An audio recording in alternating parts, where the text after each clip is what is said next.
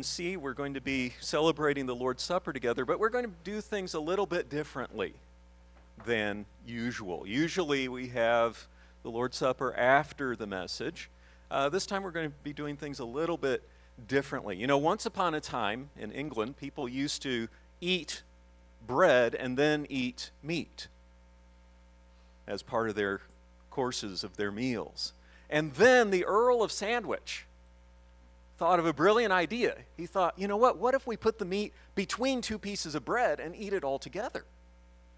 So in the same way, or in a similar way, we're going to be incorporating the Lord's Supper into the message. So there's going to come a certain point in the message today when we will celebrate the Lord's Supper together and then finish out the message. So that's kind of the plan for the day. A little bit different, but I'm confident you can handle it. But speaking of sandwiches, you know, once upon a time in my own life, I was a sandwich artist at Subway restaurant. Okay? I had graduated from college and I was waiting for another job to open up, and in the meantime, I moved to a totally different state. I moved down to Mississippi, where I had no relatives, no friends really, or at least not very many, and I was getting used to a whole new situation. I started a new job at Subway restaurant, which was a real challenge. I was getting used to a new accent and subculture, and if you ever visit a Subway restaurant, you know there has to be a lot more communication between the server and the customer than what there is at a normal fast food restaurant, right? Normally, you drive through the drive-thru or you place your order and it's just, I want a number one, or I want a Big Mac, or something like that. But with a Subway restaurant, there has to be a lot of communication about what kind of cheese you want, and what kind of meat you want, and what kind of veggies you want. And so I was getting used to, again, all these orders being placed and all that communication taking place in an accent that I wasn't used to interpreting. And so I had to learn some things, like, for instance, that fondant meant Thousand Island dressing. And jalapenos were jalapenos, and things like that. So lots and lots of adjustments during that time period. And so I was trying to adjust to a new situation, and I was trying to kind of be friendly and get to know people and all of that. And so one day, there were some guys who had been working outside, doing like landscaping outside of the restaurant. And then they came in for a break, and they ordered drinks, and they were hanging out there in the restaurant. And I noticed they all had on white shirts and white pants, but their pants had green stripes on them.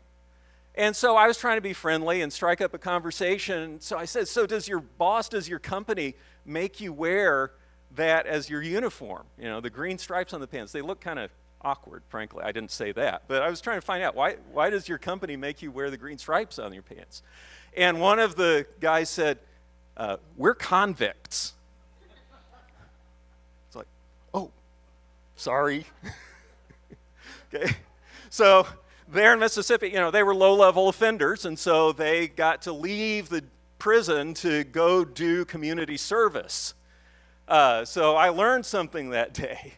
Well, today, as we continue on with our series about powerful medicine, as we're preparing in this Lenten season for Good Friday and Easter Sunday, today we're going to be talking about the powerful medicine of conviction. Conviction, or really plural, convictions, right? And so we're going to be looking at those convictions today as we go through Isaiah chapter 6. The Old Testament, the prophet Isaiah, chapter 6 of his prophecy. And he describes his encounter with God and the convictions that flowed out of that. And so we're going to start out here in Isaiah chapter 6, in the first few verses here. The first conviction when Isaiah encounters God is that God is real. God is real. So he says, in the year that King Uzziah died, I saw the Lord seated on a throne, high and exalted, and the train, or the edge of his robe, filled the temple.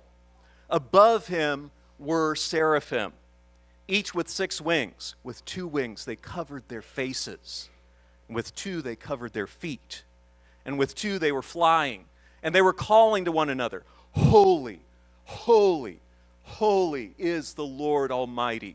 The whole earth is full of his glory. at the sound of their voices. The doorposts and the thresholds shook, and the temple was filled with smoke. The first conviction that Isaiah experiences in this encounter is that God is real. And it's awfully tempting in our own day in life, just like probably for Isaiah, in ordinary life to lose that reality, to forget about it, to just kind of do our thing, go through life, go through the motions without really recognizing the reality of God. 2 years ago, this spring, was the Asbury Outpouring up in Kentucky at Asbury University, where there was a chapel service that started out and then it went on for 16 days straight because the presence of God so came and filled that chapel that students didn't want to leave. And then pretty soon people in the neighborhood and the community started coming in, and then people from all over the world started coming to that chapel because they were so hungry for God, and the sense of God's presence there in that chapel was so strong. I actually was in Wilmore, Kentucky, right towards the end of that 16 days, about the last couple of days, right before it wrapped up. I had some business there in Wilmore, and so I was actually across the street at the seminary, and I saw from the outside, I saw the long lines and crowds of people waiting to get in to the chapel, waiting for hours and hours to do that. And I saw the people with banners and flags and some with bullhorns, and all sorts of stuff was going on out there in that really long line. Now, I did not get to get into the chapel myself. I mean, it was a several-hour wait, and I didn't really have time to do that by that point. And so I missed out on what was happening in the chapel. Now, thankfully, I've experienced that sort of thing before and after, but during that time, I was on the outside looking in.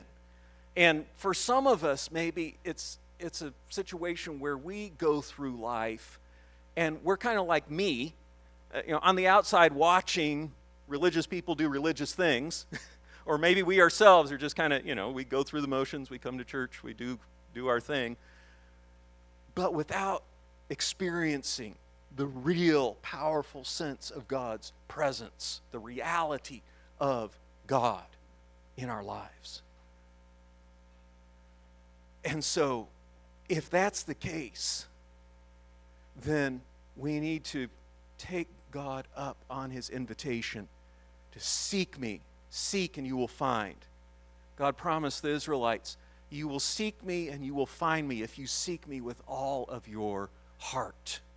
We can't manipulate God. We can't force God's hand or twist God's arm into showing up at certain times and places or anything like that. But we can seek the Lord where he is to be found.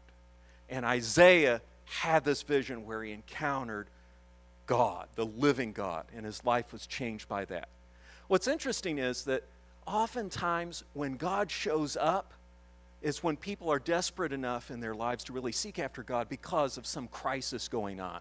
The Asbury Outpouring came out of the time of the pandemic, COVID. So those students there had lived through what was the worst experience of their lives, right? The sense of lockdown and isolation and all the mental health issues and everything else that came out of that.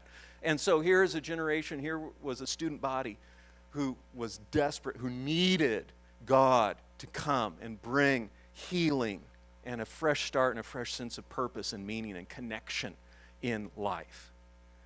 In Isaiah's case, he and his country were living through a crisis. Notice how the chapter starts out, in the year that King Uzziah died. We know about King Uzziah from the Old Testament historical records. We find out that King Uzziah had been a really powerful king over the people of Israel, over the people of Judah during that time period. He had reigned for a long, long time, so he had brought stability to the kingdom.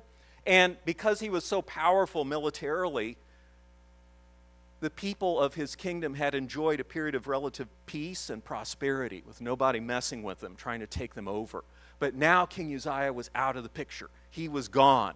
And all of a sudden, Isaiah and his fellow countrymen were looking around, and they recognized the world in which they were living was now really scary and hostile, with foreign empires rising up and threatening to take over their country. And it's like, oh, now our shield is gone.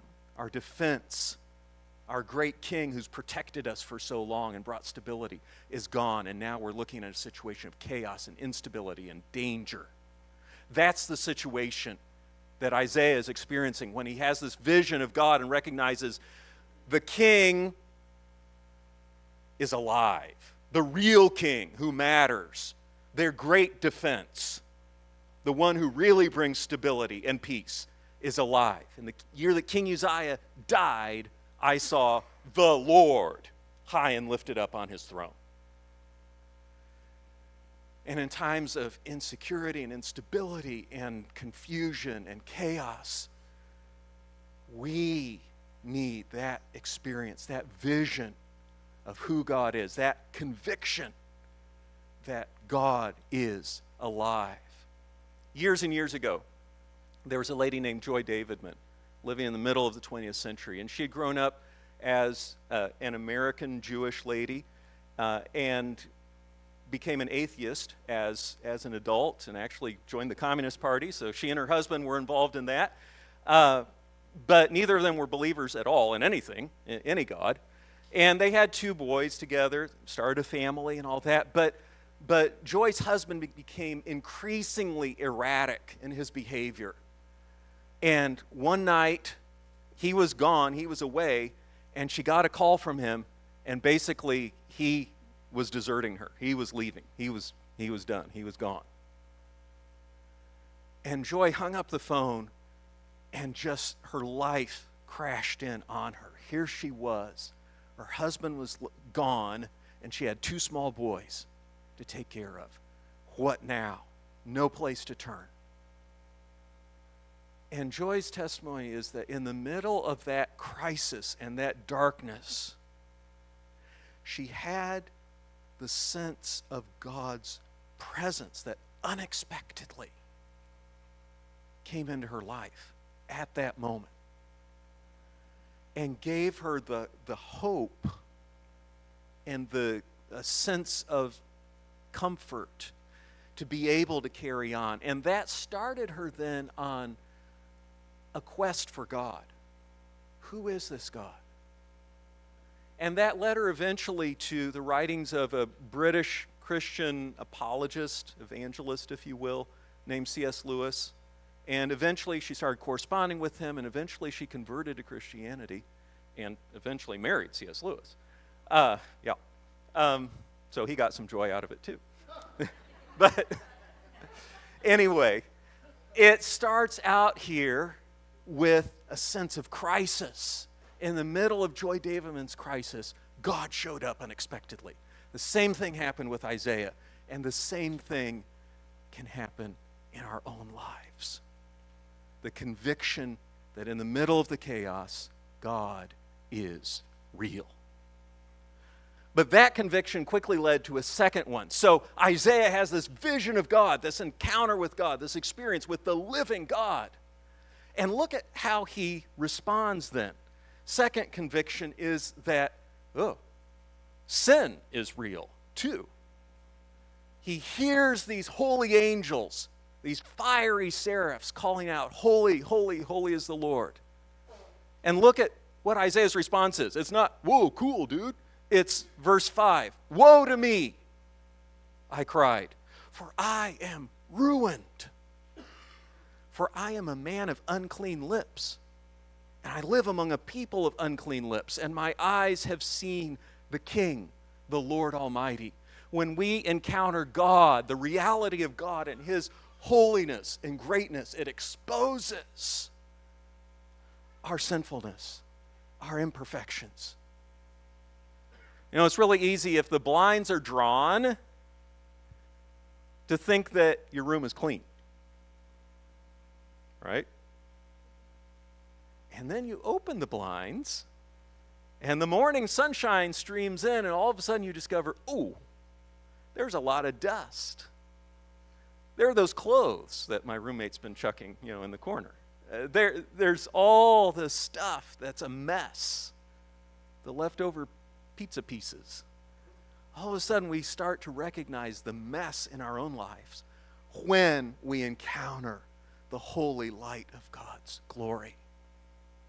And Isaiah in particular, notice, he hears these fiery angels speaking with their holy lips, confessing God's holiness, and all of a sudden he's convicted about the state of his own lips and the people around him.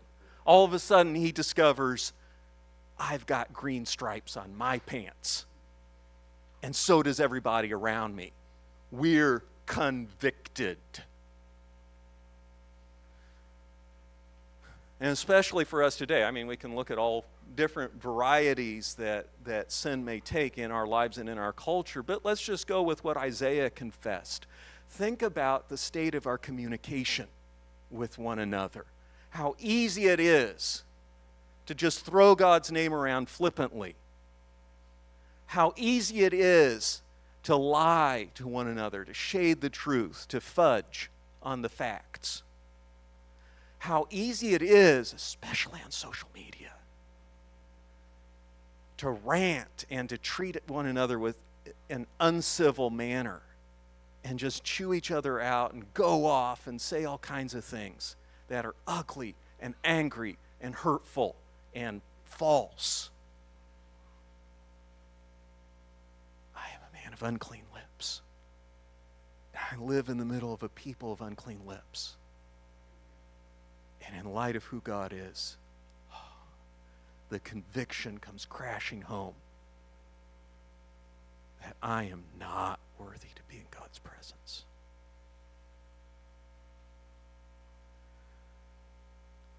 And as we move towards our time of celebrating the Lord's Supper together, the Apostle Paul said, each of us, as we're preparing to celebrate Holy Communion, we need to recognize, we need to own up to who we are and the condition of our hearts and lives. He said, examine yourselves. Right? And so as we begin to move in that direction, I think an appropriate way to begin to examine ourselves and to prepare our hearts is simply to pray together the prayer that Jesus himself taught us, the Lord's Prayer, that confesses that God's name is to be hallowed. It's to be holy, to be treated as holy with our lips and with our lives, and to then recognize and confess our debts as well as our debtors, those around us who owe us something. And so, would you bow your heads for just a moment and pray together with me the Lord's Prayer?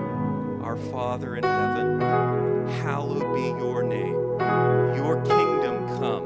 Your will be done on earth as it is in heaven. Give us this day our daily bread, and forgive us our debts as we forgive our debtors. And lead us not into temptation, but deliver us from evil. For yours is the kingdom and the power and the glory forever. Isaiah is convicted about the reality of God, and when Isaiah is convicted about the reality of his sin, then comes the next conviction, the conviction of the reality of salvation, of forgiveness, of a fresh start. Look at how God responds. Verse 6, when Isaiah confesses, then one of the seraphs flew to me with a live coal in his hand, which he had taken with tongs from the altar. With it he touched my mouth and said, see, this has touched your lips. Your guilt is taken away, and your sin atoned for. The word seraph means burning one, fiery one. And so here you have one of these fiery angels taking a fiery coal from the altar and touching Isaiah's lips with it to purge him, to clean him up from the sin that he's confessed. Today we don't have an altar with live coals or anything like that, but we do have the Lord's Supper itself that we can partake of together. And as it touches our lips, let us here God's promise to us of forgiveness, of our guilt being taken away and our sin atoned for. On the night that Jesus was betrayed, he took bread, and when he had given thanks, he broke it, and he gave it to his disciples, saying, "This is my body, which is given for you. Do this, partake of it, in remembrance of me." In the same way, after supper, he took the cup, and when he had given thanks, he gave it to his disciples, saying, "This cup is my blood of the new covenant, which is poured out for many for the forgiveness of sins. Do this as often as you drink it in remembrance of me." For as often as we eat this bread and drink this cup, we proclaim the Lord's death until he comes again.